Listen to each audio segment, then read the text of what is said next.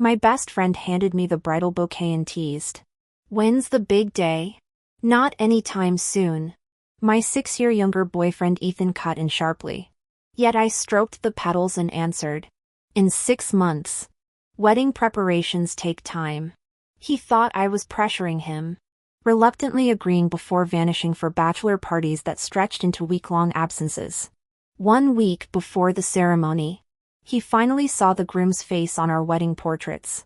The realization hit I'd never intended to marry him. At 25, Ethan brimmed with restless energy. Though loath to admit it, my 31 years showed in our dynamic. His latest disappearance streak blurred into indistinguishable nights. At 9 p.m., a video arrived from his drinking buddy. Check me out. Monica. I'm way more obedient than Ethan. Ignoring the text, I pressed play. Strobe lights illuminated Ethan's porcelain complexion skin I'd meticulously cared for as he swayed in the club. A miniskirt-clad girl pressed against him. When the bass dropped, his hands gripped her waist, lips meeting hers in perfect synchronization. They looked perfect together. The clip ended abruptly. Another message flashed. Seriously, Monica? I outperform him in every way. I sent $200 the going rate for security footage, then blocked him. Everything had its price, and Ethan's value kept plummeting. His restlessness didn't surprise me. Deleting the video, I reviewed wedding decor plans. Grandma's dying wish was seeing me married. This timeline couldn't change for anyone's indiscretions. If Ethan failed, I'd simply replace him. At 10 p.m. sharp, Ethan's call came through. Not coming home tonight, he shouted over club noise. Then added hastily, it's my last bachelor party. 7th time he'd used that excuse this week. The raucous background noise emphasized my silent apartment. Monica? You there? His tentative tone reminded me of our early days. 10 o'clock. I murmured. Our old code phrase hung between us. During our honeymoon phase, he'd instituted this curfew after waiting terrified through my late business dinners. Drunk on cheap wine one midnight, he'd begged with tear-filled eyes, can't you come home by 10? The memory of his trembling hands offering smudged birthday cake still ached. I'd granted his birthday wish, then I'll try within the week. For 7 days. His texts flooded in frowny face Monica. 10 p.m. time to come home, evolving into simple, 10. Now the digital clock glowed crimson. Static crackled through the receiver as club music warred with our heavy silence. Ethan still waited. Breath held. For my response he knew wouldn't come. Without thinking, I automatically responded, time to go home. It was our unspoken little ritual. But perhaps because it was too ingrained, I never noticed when exactly this game had faded away. When did it stop? I found myself pondering for the first time. Maybe when Ethan started his career.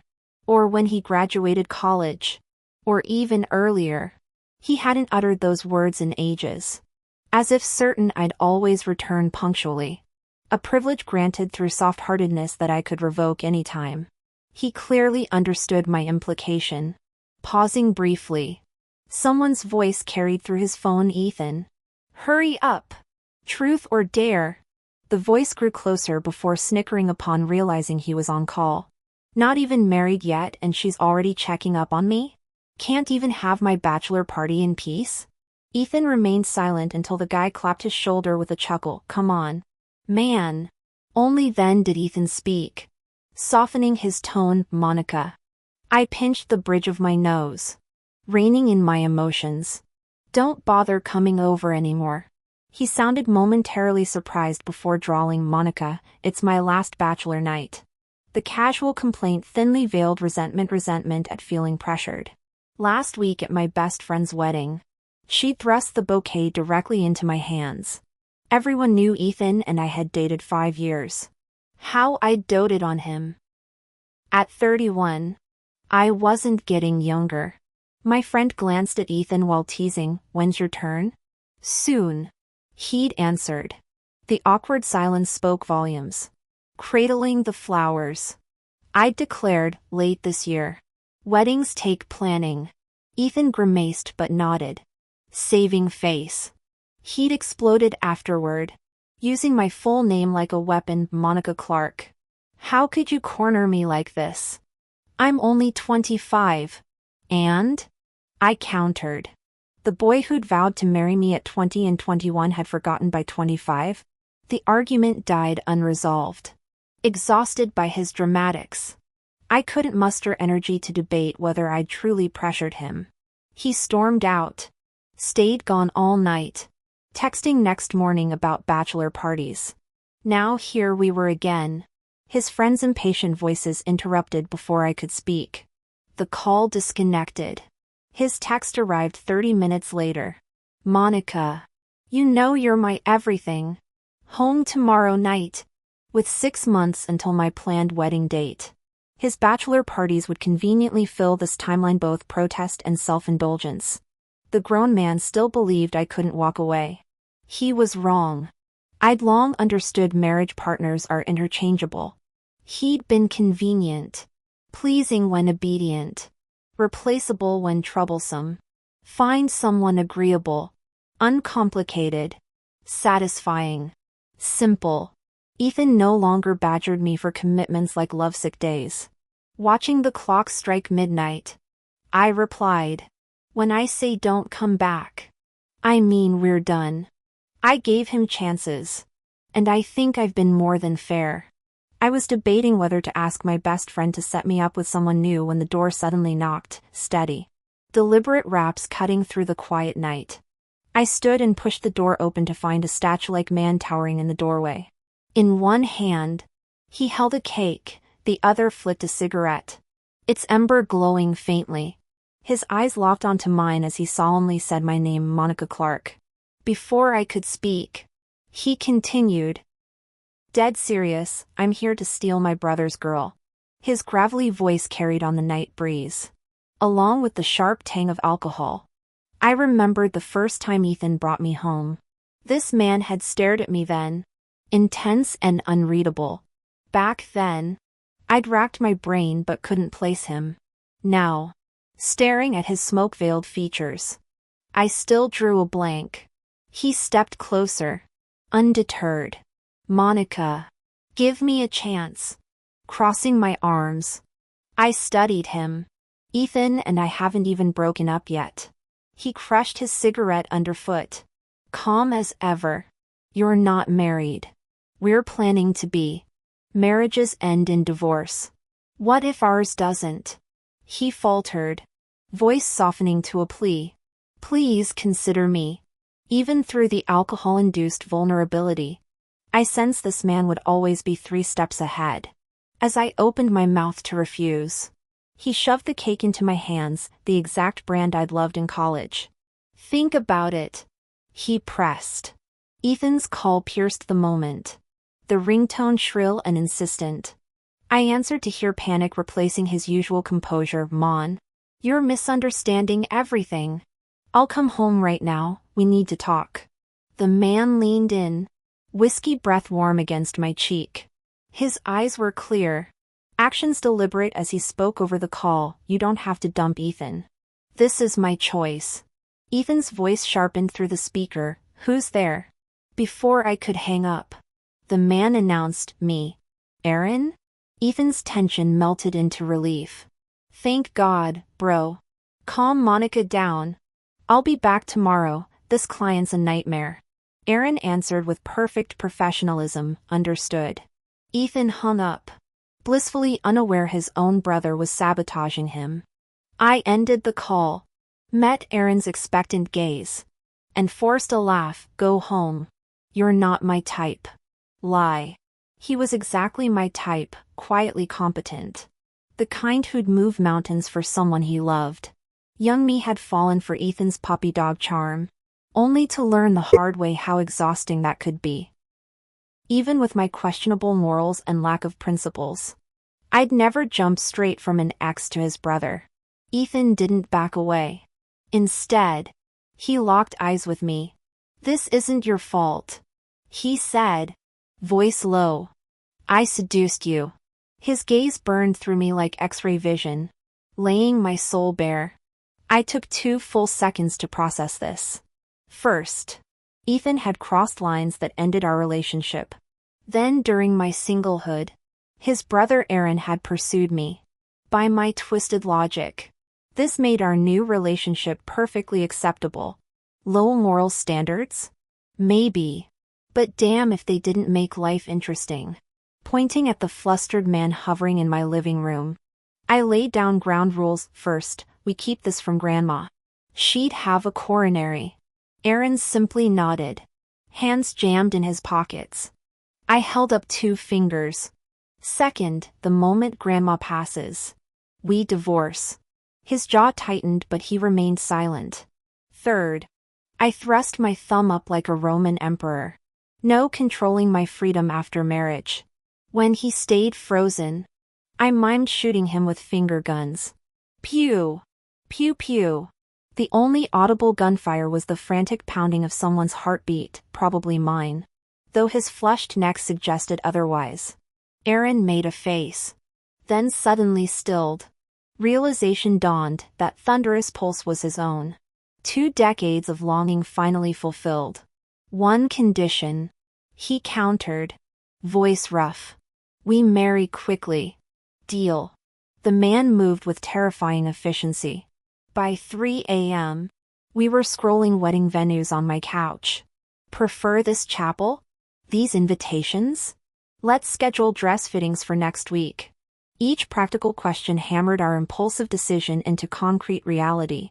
As I retreated to bed, the bathroom light caught Aaron's silhouette, spine rigid, fingers bone white on his phone screen, devouring wedding checklists with famished intensity. Guest rooms there, I offered from the doorway. He didn't look up. Not tired. The lie hung between us, thick as wedding cake frosting. I left him hunched over his glowing screen, both of us pretending we couldn't hear the clock counting down to Grandma's final breath. He stood up, following my pointed finger to glance at the guest room, his neck movement stiff like a robot. I couldn't help chuckling. Not sleeping anymore. Got the keys? He asked in a normal tone. When I looked puzzled, he added, going for a run. You might still be asleep when I return in the morning. Reasonable enough. Second drawer from the left above the shoe cabinet. Run far enough not to disturb anyone. He nodded, rising with comically mismatched arm-leg coordination toward the door. Sleep early, he mumbled awkwardly before closing it. I turned to see his phone vibrating incessantly on the living room table. Incoming call labeled Mom. Messages flooded the screen. Ethan told me you're at Monica's. Talk some sense into her for your brother. Not that I meant to look, but the screen kept lighting up with consecutive notifications. You know how Ethan is. Be the bigger brother. Use the house you bought last spring for the wedding. Don't say I'm playing favorites, you weren't using it anyway. I flipped the phone face down and retreated to the bedroom. The entitlement in his mother's words made my stomach churn. Next morning, hunger pains woke me. Having eaten nothing the previous day, I stumbled toward the kitchen only to freeze at the sight of Aaron. He sat rigidly on the sofa in last night's position, fake reading glasses perched on his nose while staring intently at his laptop. Noticing me, he removed the glasses and wordlessly entered the kitchen. Custard buns and soy milk, he announced, placing warm food before me. As I nibbled, his fingers flew across the keyboard. Catching my stare, he rotated the screen without reaching for his glasses. What about this invitation design? For the first time I realized he'd made a wedding PowerPoint. The slides screamed corporate training material with basic templates. I doubled over laughing, clutching my abdomen.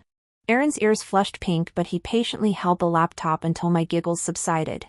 The absurdity struck again and I burst out laughing once more. Soon his deep-set eyes, usually intense with their stark black and white contrast, crinkled with shared mirth, the hooded lids softening into something unexpectedly tender. Our gazes locked, the air thickening until the front door swung open. Monica. I'm home. Ethan stood in the doorway. His first appearance since our fight a week ago. Aaron's here too? As Aaron rotated his laptop back, I sprawled on the couch answering through a mouthful of bun, second design's better. Aaron hummed in acknowledgement. Ethan, sensing tension he couldn't place, sidled up to me. Babe, there's been a misunderstanding. He reached for my hand but I jerked away. His apology came swift and practiced, my fault. Same old dance, quick to apologize, never to change. I'd long recognized the emptiness behind his rushed reconciliations. His insistence on sweeping issues under the rug rather than solving them. He probably didn't expect that reaction from me. Cautiously probing, did my friend say something inappropriate? He reached for my hand but Aaron intercepted. Monica, what do you think of this wedding gown? I glanced at the timeless design he'd selected and nodded. Aaron continued. Let's keep this as an option. Ethan suddenly found himself excluded from our conversation. Blinking at his brother, he stammered, Aaron. When Aaron remained silent, Ethan sidled up to peer at the laptop. After prolonged scrutiny of the presentation slides, he exclaimed, Dude, this is insanely detailed. Can you send me the file? Aaron's jaw tightened as he set down the computer, stealing a glance at me before muttering, It's not finished yet. You're the best. I'll tell Mom to make your favorite spicy dishes when we visit this weekend. Ethan beamed, immediately switching his attention to me. Monica, when's our wedding? I swallowed the last of my custard bun, answering through sticky sweet mouthfuls. Aaron responded first, next month. The lingering sweetness of the pastry couldn't mask the citrus cologne clinging to Ethan's scent I'd never choose. Why so soon? He protested, though his complaint seemed directed at me despite addressing his brother. Aaron's tone turned flinty. Earlier timelines prevent complications. But I'm only 25. Ethan's pout dissolved into sudden inspiration. My friends are planning a 2-week bachelor trip this afternoon. Go if you want. I shrugged, licking custard residue from my fingers. His marital obligations meant nothing to me anyway. Ethan's surprise at my compliance showed in his impulsive lean toward my shoulder, abruptly halted by Aaron's intervention. Monica, need your input on this. Rising, I trailed him to the kitchen island where his laptop displayed not presentation slides but 3 stark words: frowny face, I feel envious. Not anger. Not resentment. Envy. Ethan's excited trip planning chatter filled the background as I retrieved half a watermelon. Aaron wordlessly took the fruit, deftly cubing the ruby flesh while I observed his precise movements. The crisp scent of sliced mango joined the melon sweetness as Ethan's hushed phone conversation drifted from the living room. What's there to envy? I murmured, responding to his unspoken confession by pressing him against the frosted glass door. His lips tasted faintly of mint when I claimed my engagement privileges in a brief, decisive kiss. Departing with travel bag in hand, Ethan called over his shoulder. Handle the wedding prep. Will you? I'll take over when I'm back in 3 weeks. Aaron kept slicing fruit, his silent acquiescence speaking volumes. After Ethan left, Aaron finally asked when we could visit Grandma. I replied, soon. On the 3rd day of Ethan's trip, his mother called me. She mentioned Ethan had childhood heart problems, subtly implying I should be more understanding. I gave non-committal responses before scrolling through trending topics where Ethan's face appeared. The video showed a bonfire party with young men and women gathered around. Ethan stood out radiantly, holding hands with a short-haired girl as they circled the flames with carefree laughter. The caption read, "Youth means celebrating love by bonfire light." Checking the account's history revealed earlier videos always featured Ethan in arm here, the back of his head there. Gradually he started appearing fully, willingly participating in the girls' filming requests. Youth indeed looked beautiful, but I had no time for their drama. Aaron kept our schedule packed: property viewings, wedding dress fittings, marriage license arrangements. Exhausted, I prioritized early nights. When Aaron's handwritten invitations arrived, He meticulously penned our names with uncharacteristic calligraphic care. His spine remained poker straight through nightly writing sessions after work, treating each invitation like treasured artwork. Concerned about his sleepless dedication, I took him to visit Grandma. Her fleeting moments of clarity still mistook me for her sweet girl needing protection and called Aaron Ethan. My fiancé never corrected her, kneeling patiently as she clutched his hand. "I'll take good care of Monica," he vowed solemnly. Grandma's sporadic recognition of Ethan complicated matters. But Aaron assured me, "I'll exceed everything Ethan ever did for her." True to his word, he juggled wedding preparations, grandmotherly care, and consulting me on every detail without complaint. When the hospital apparently contacted Ethan during his travels, he called me for the first time in weeks. "Is Aaron handling Grandma's care? Maybe I should return," his guilt-tinged voice trailed off. Since graduation, my workload had lightened while his mysterious commitments increased. Ironically, our happiest memories stemmed from my busiest era.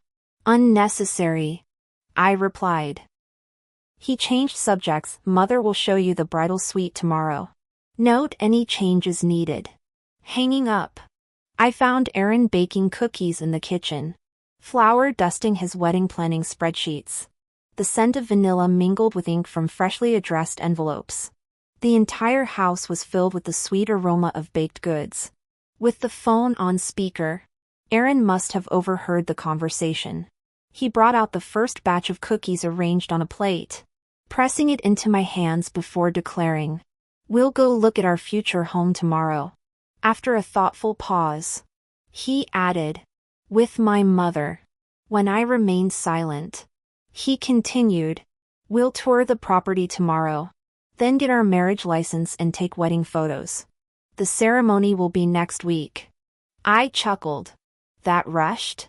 He met my gaze unflinchingly, desperately. The next morning, Mrs. Smith waited downstairs. I'd met Ethan's mother before, remembered her gentle laughter when her son playfully teased her. Nothing prepared me for the glacial tension that settled over her features at Aaron's approach. Her smile dissolved into rigid formality as we neared. "Viewing properties?" she asked tersely. Aaron nodded, holding the car door open for me. Mrs. Smith stood frozen until her eldest son's quiet get-in. Mother propelled her into the back seat. I watched through the rearview mirror as she dabbed nervously at her forehead with tissues. Aaron guided me through the colonial-style house with practiced ease. "You'll want a blush pink welcome mat here," he said, pointing at the foyer. His finger traced the simple chandelier lines. "Replace this if you prefer."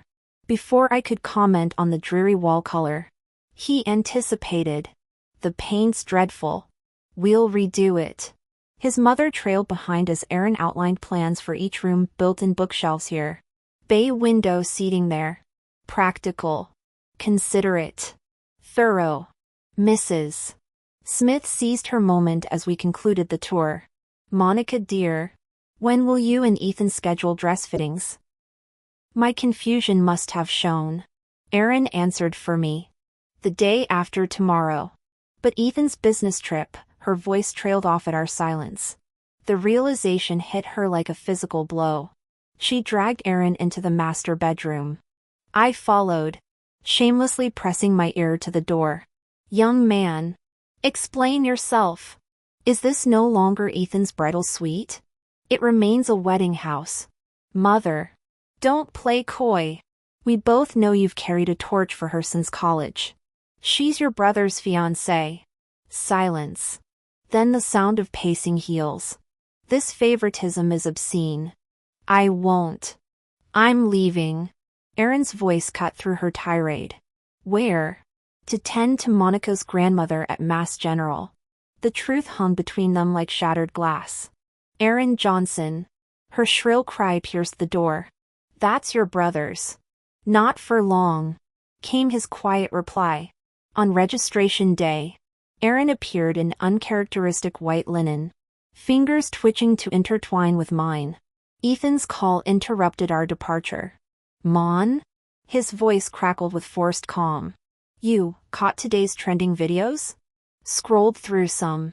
Aaron waited patiently as I gripped his hand tighter. Anything urgent? We're headed to the courthouse. Ethan's breath hitched, he knew. Still, the charade continued. Silly girl. I'm still in Dubai.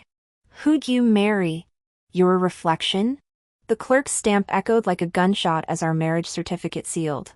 Flashbulbs immortalized our joined hands, Aaron's thumb brushing my knuckles where his brother's ring should have been.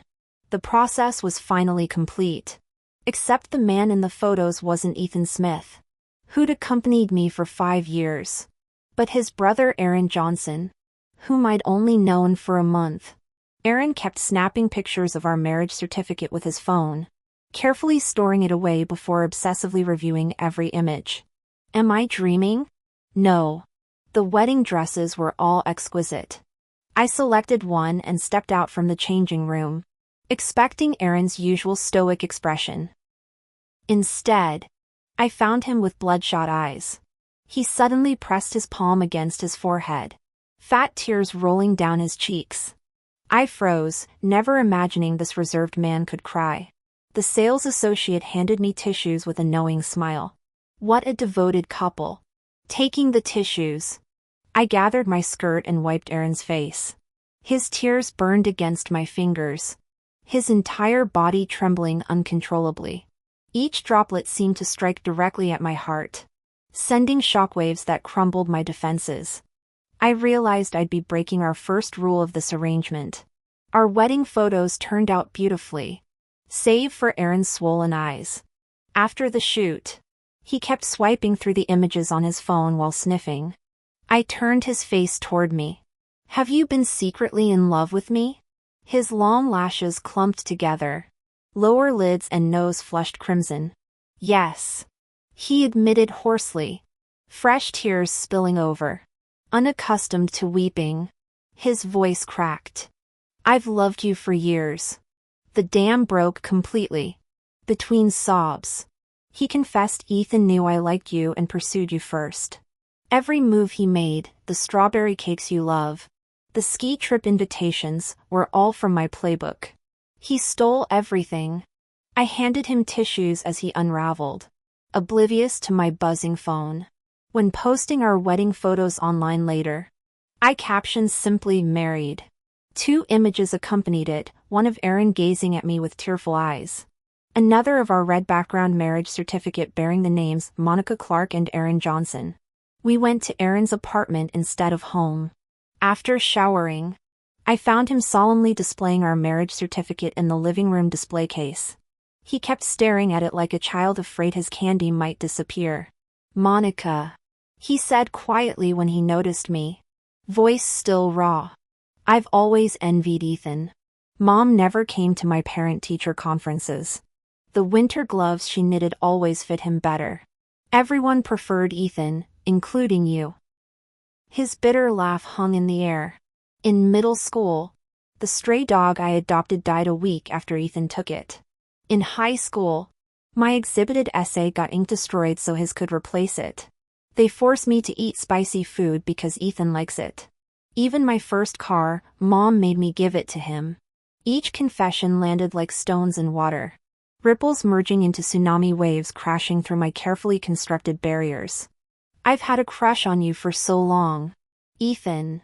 He rambled disjointed thoughts until finally whispering, I've never been able to keep what I truly want. His words were feather-light yet embedding themselves in my chest. Maybe it was shared brokenness that made Monica kiss him then, like kissing her own fractured reflection. When we broke apart, his ring finger bore the platinum band I'd slipped on. His chest heaved violently. This violates our second rule, I said, tracing his jaw. But I don't care anymore. We fit too perfectly. Morning light revealed shattered display cabinets. Ethan stood in the wreckage with bruised cheeks while Aaron bled from a glass cut. What's this about? Ethan demanded as I approached Aaron to wipe his wound with my sleeve. Where's the certificate? Destroyed, Aaron mumbled. Ethan yanked my arm, eyes bloodshot. Monica, explain yourself. I believe we broke up weeks ago. I replied coolly. His face contorted, perhaps remembering his week-long disappearance after our split. Or the humiliating PowerPoint detailing his infidelities. Or how he'd laughed when I first proposed marriage. 5 years together. He choked.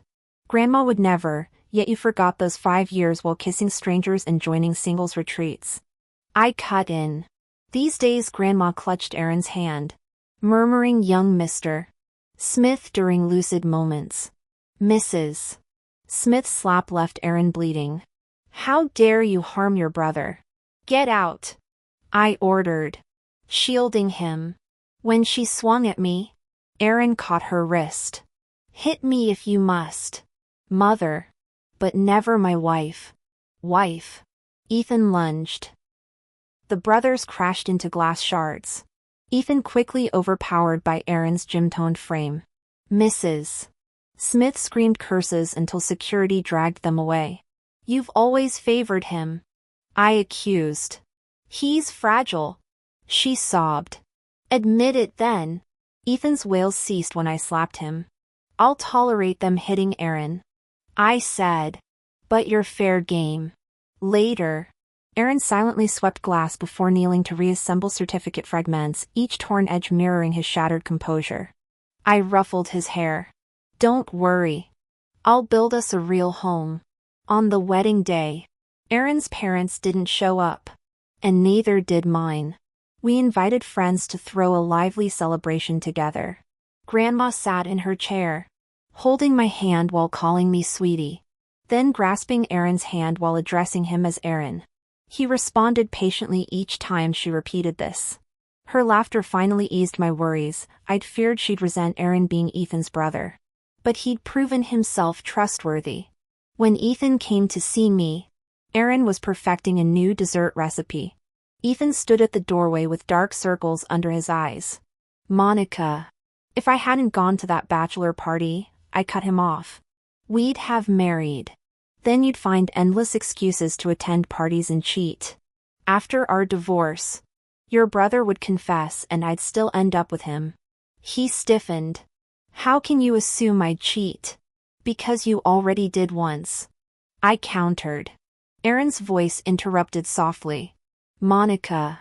Try this new flavor. Ethan pushed past me, shouting. She walked away from 5 years with me. You've only known her a month, think you'll last? Aaron simply closed the door. Dinner time with my wife. That night, I asked Aaron, how long will we last? He kissed my fingertips. Your freedom matters most.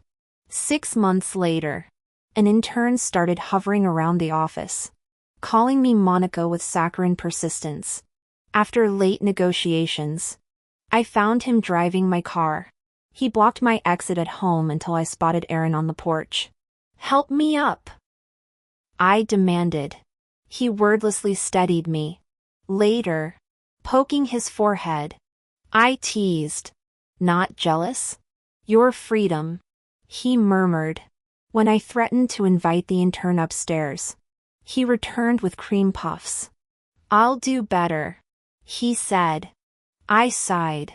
My past relationships were all faithful. Yet his insomnia worsened, shadows deepening under eyes that watched me pretend sleep. One midnight, I tugged his ear. Forget the freedom rule, set boundaries. He simply kissed my palm. Your choice always. I stared at him for a long moment as he buried his face in my shoulder. His muffled voice came through, fire that guy. Come home early. And remember to text me. Tell me in advance when you travel for work. I panic whenever I wake up and you're not here. All those strict rules we initially set up with such formality? He hadn't followed a single one.